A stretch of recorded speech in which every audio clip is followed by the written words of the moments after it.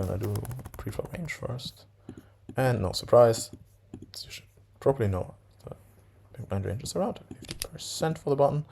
And we're gonna look at our defending strategy. We're playing a polarized 3-betting strategy-ish, as some people would say. However, that is not technically correct. We are playing a 3-bet strategy, which involves shoving as well. If you do shove, you do miss some medium hands. However, a lot of your medium hands that you 3-bet would also call in this spot. So we're looking at a value threshold of roughly 9-9 plus, ace-10 suited plus, and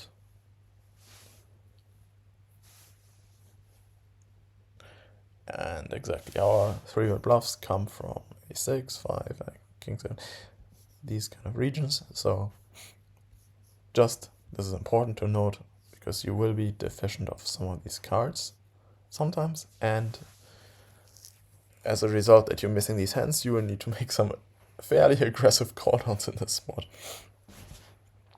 Much more than against low jack. There's going to be a bit more action in this spot, so I want you guys to keep that in mind as we move on to the aggregate reports for this spot. And again, we'll first have a look at our leading range, because I find that fascinating, although not too important. You can already see that it's even less common to lead here, although not by much. I personally pretty much do not lead in this spot, because the advantages, as we discussed earlier, do not exist. Right. The button also has more medium, excuse me, and lower cards. Yeah. So again, less leading on these boards, although it still exists in theory. Okay, we're gonna look at the in-position report. Then we'll do questions.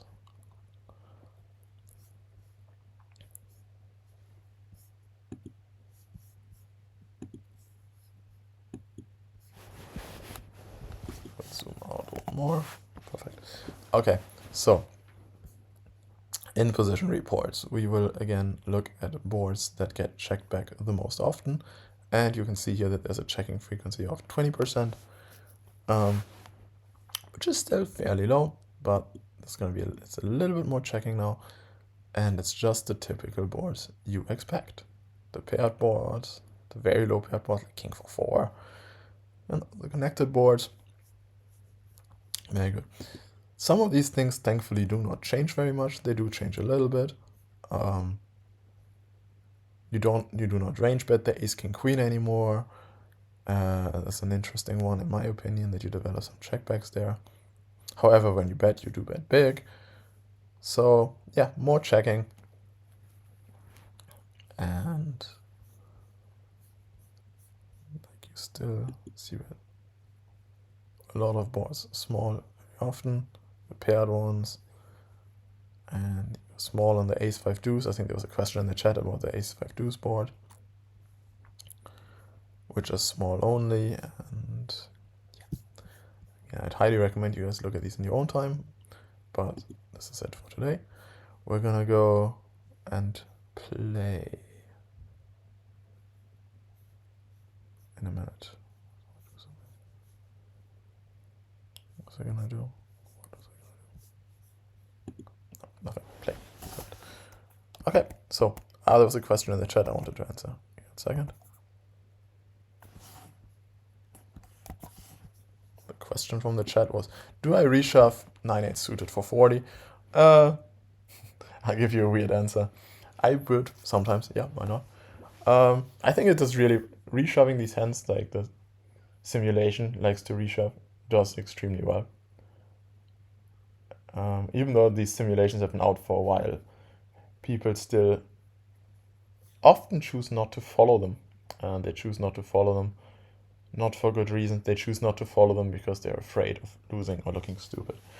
I personally don't mind looking stupid, and neither should you. So when the solver says rip those hands, you can do just that, and you will do perfectly fine.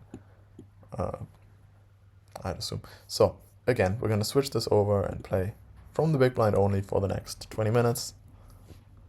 And that's the session for today. So there's no leading here, and we'll just... I will personally RNG this between call and... okay. I will RNG again between lead and... okay. This is going great so far. Just folding. Folding on the flop already, which I personally wouldn't do, especially not with the spade, and I don't think most people would. Yeah, look back at the queen of spades. The queen of spades definitely continues. So it's very thin. Yeah, no lead on 9 high board. Very good. Very good.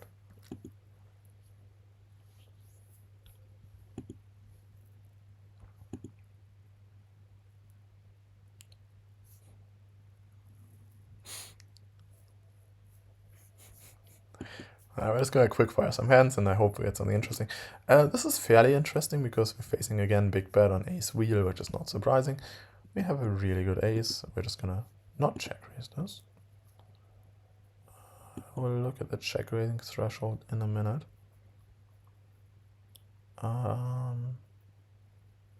Just gonna bet this, I suppose. It paid off by the pair. Surprisingly, this is not check raise to me. Wow. Okay. Well. Okay, this is a fascinating spot.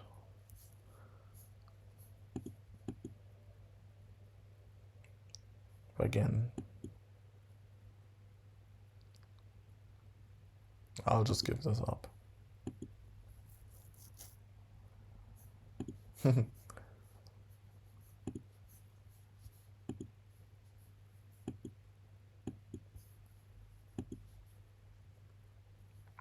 8-5 diamonds here. I don't lead on these boards and at this stack depth anymore. I'll probably lead here. Fairly happy with this. And I'll just lead again.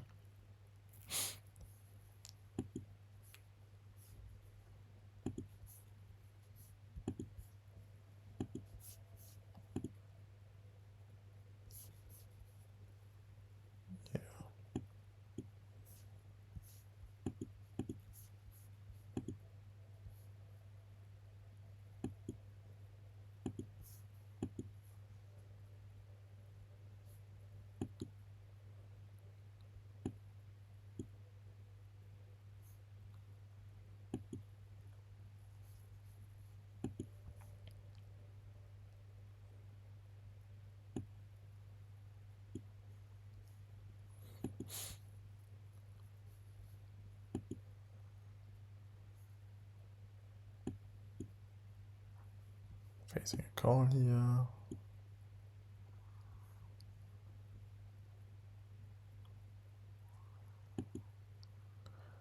Straight up all in. Okay. Well, personally, in a spot like where the ranges are this wide, I'd recommend focusing even more on just quick firing hands. We only got 25 hands in today. That's not good. Yeah.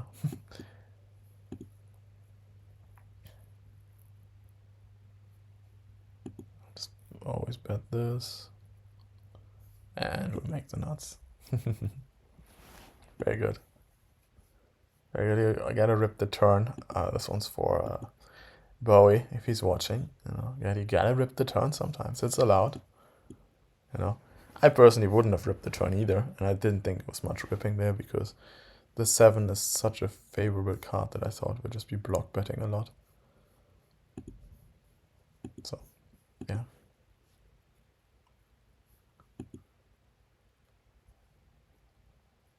I'll just pure fold this. Pure folding is a little bit tight.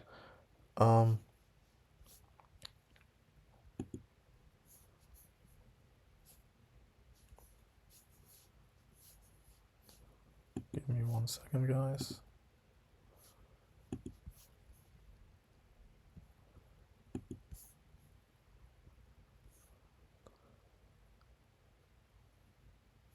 Wow, like this one combo with the 6 of spades does raise occasionally.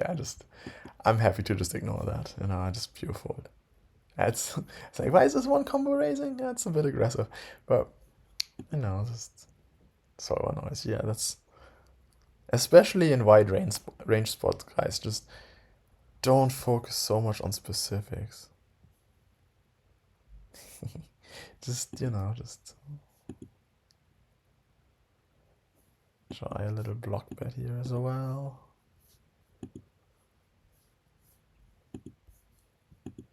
Okay. We'll just do a couple more hands on this spot. I'm just check raising here.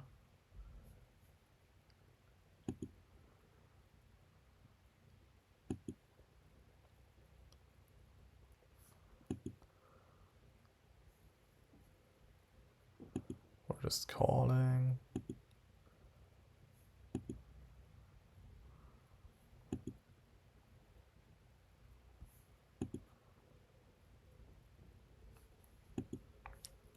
We'll just do quick fire. Check call is easy. I will probably check raise here.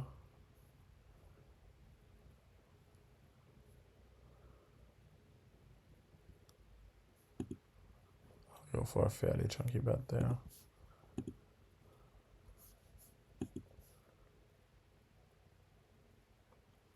Ten-8 is just too good to just block us, I'm thinking. Size up a little bit.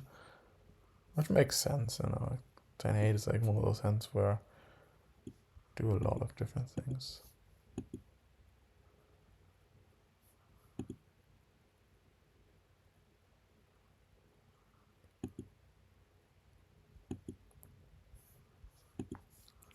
There's tons of small leading here on the turn with our range, but this is not the hand. So sometimes you just give up and that's okay.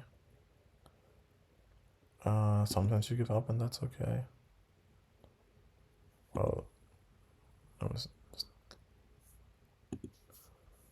assume this is fine as well. I want to check something here, what happens if we do check, because I pretty much auto-block bet this. But the sim here also seems to like sometimes checking up. See, to me in-game this would be a snap block bet and I'd not even think twice about it. So sometimes you do want to check this one. Interesting.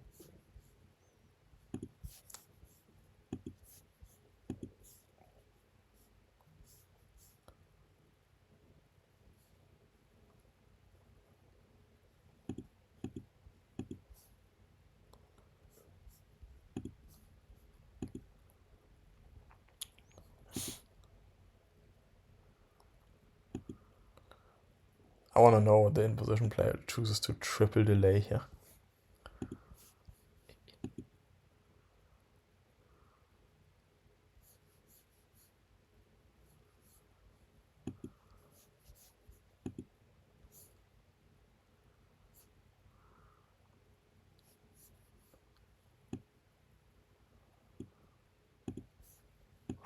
Interesting.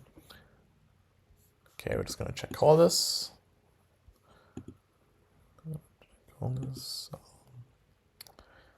We respect on the ace. And one thing we should talk about here is how do we continue on the ace, because this is very interesting and instructive. And as I always say, focusing too much on specifics is kind of silly. So I decided to fold my 8-7, and I'd quite honestly fold almost all of my 7s. However, I can see an argument for defending like the king 7. That's what I was thinking, because king 7 has extra equity against their bluffing range, like the king x bluffs they run. So king 7 would seem like a reasonable continue to me, while 8-7 would not.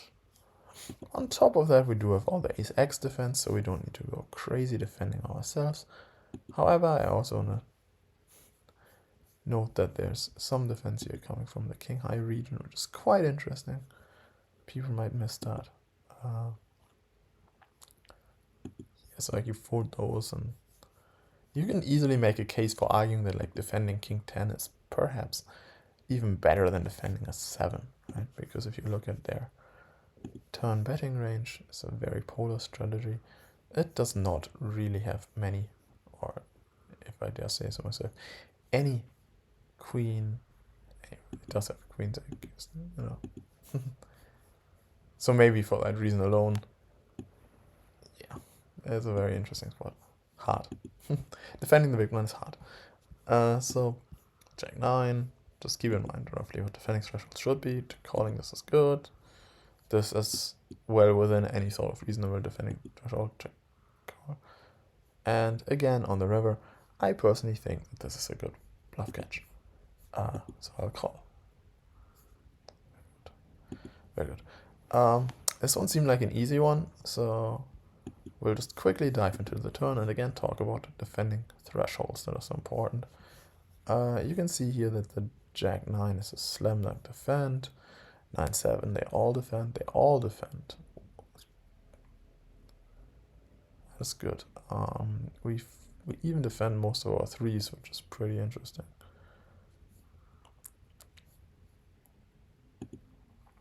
We'd fold some of our 3s here.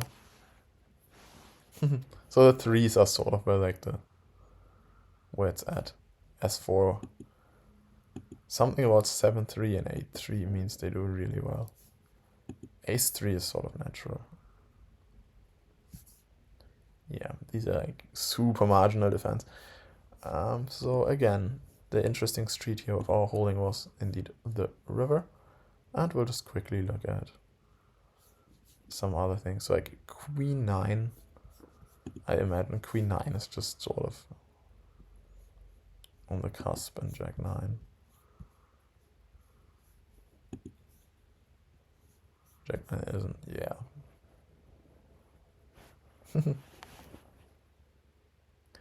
Fun.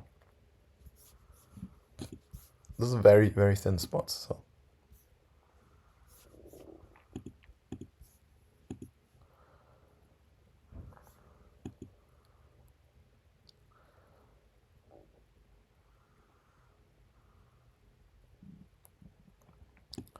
Again, there's very frequent small betting here.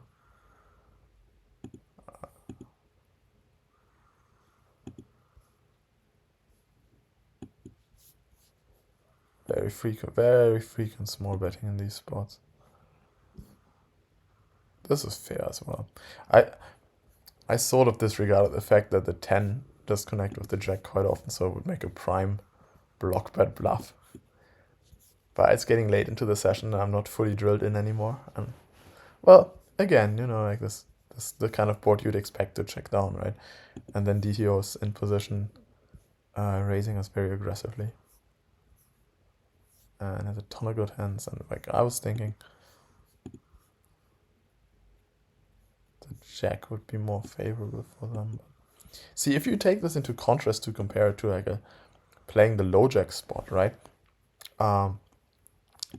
You would be doing a lot more checking down on these high cards, while against the button you still go fairly aggressive.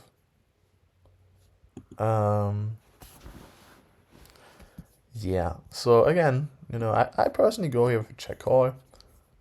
Checking again. Just an excellent way to play the hand. No, just easy hand that plays itself. Sometimes you want to get hands, so like we're gonna go quick fire for the next 8 minutes. We're gonna roll a check raise and a check call here, where you get the check. We're gonna roll high, so we're over betting. I'm just gonna quickly check. This is basically pure, very nice. The 6 paired on the turn, good for us. We go very aggressive, that's good. This is a pure check fold. Just kidding.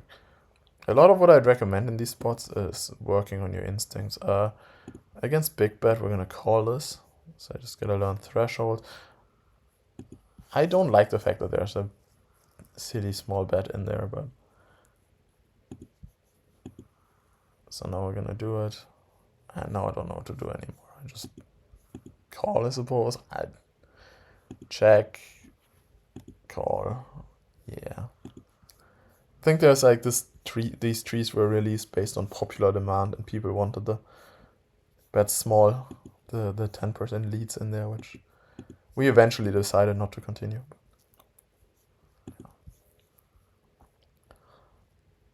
No,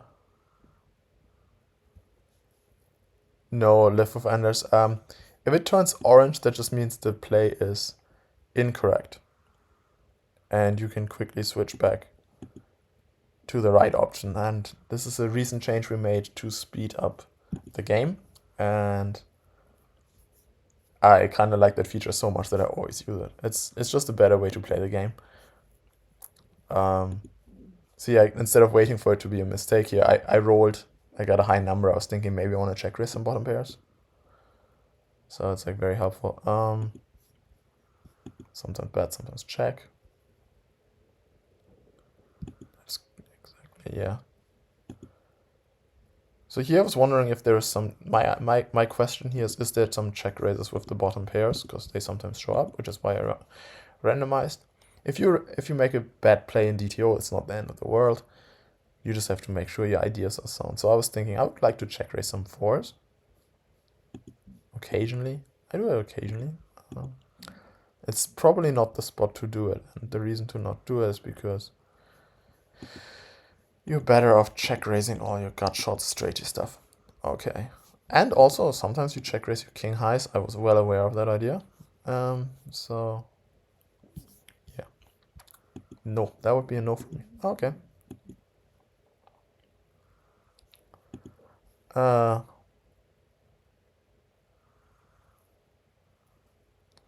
So again, here, where's that BTN is?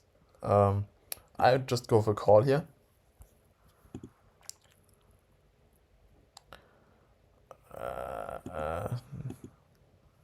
Wow. Like, that's a sick hand. It's pretty crazy.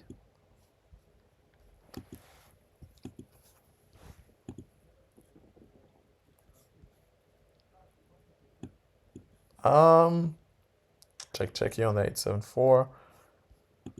I'll just go B large, which frankly a problem a lot of players have is that they don't bet large often enough in these spots. So I personally just check here.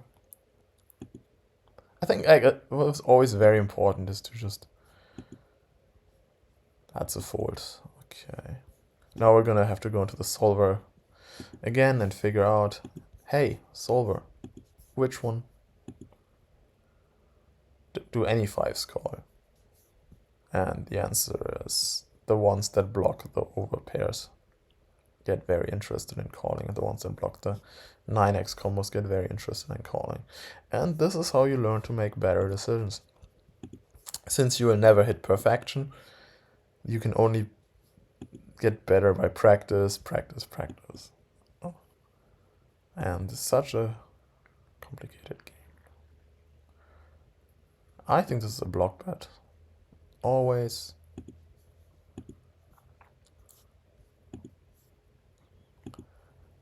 Yeah. So let's do quick fire, like 4 or 5 more hands or something.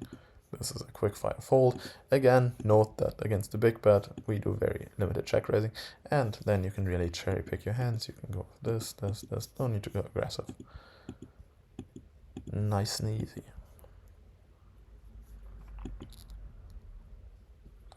Again, this is a pure call. I'm basically pure calling here as well, although this one I'll double check in the end. And is this a bluff catch or not? Removing 5-4 is good. Having a spade is not good. I think this is fold. Yeah, okay. Again, which 7's call? 7-6. 7-6 is better, doesn't count. 9-6 is a bit better. Pair. Alright, guys. I really gotta run. Thanks for watching. It's been really fun. I'll be back with another coaching session very soon. And yeah, hope you guys learned something about the intricacies of button big blind defense. We will actually do one last hand because it's gonna shape up to be an interesting one.